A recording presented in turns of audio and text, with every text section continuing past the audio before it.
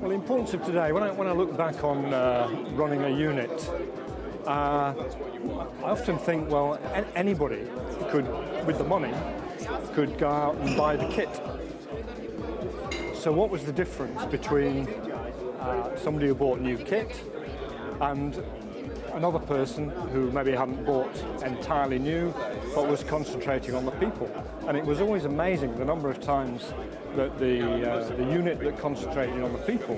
outperformed the guys who just put new kit in. I think it is part of the natural evolution, because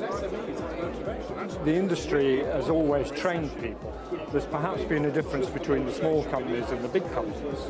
and I see the Academy as focusing on the whole range, but maybe helping the small companies to really develop as well.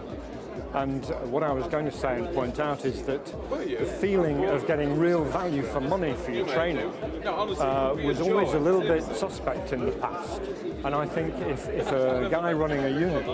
can now be totally confident of the quality that's being delivered and that he's getting value for money, he's not getting ripped off by some training provider who says he will do all fancy things, but it is controlled and delivered like that, I think that will be a real step change, and this is what I see the Academy doing. I would be very disappointed if in a year's time I wasn't able to say to you that there's a good number of accredited suppliers now networking in the industry, and that the amount of take-up of training had improved significantly, and we can measure that through the numbers, that the government grants being pulled down were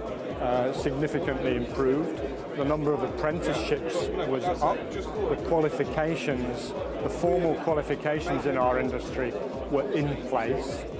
and that people were proud actually to say, I'm an apprentice in whatever, value for money